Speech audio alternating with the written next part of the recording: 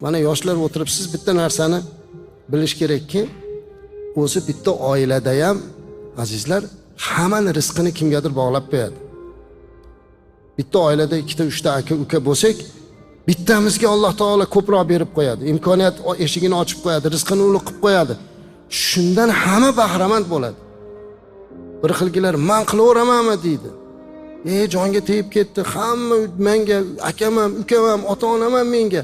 Birodar, Allohga shukr qiling. Sizni shunga loyiq qilib qo'yibdi. Sizni Alloh taolo sababchi qilib ularning rizqini beryapti. Sizni hech bir rizq beruvchi emassiz, Razzoq Alloh. Ularnikini sizga qo'shib qo'ydi. Siz shukr qiling. Agar ularga bermayman desangiz, ularnikini Alloh olib qo'yadi o'zi. Olib boshqa joydan beradi. Boshqa joydan rizqini beradi. Yerni ostida qimirlagan qumursqani ham rizqini bergan Robbim bandasini och qilib qo'ymaydi azizlar. Lekin ba'zan biz g'ulovga ketib qolamizda.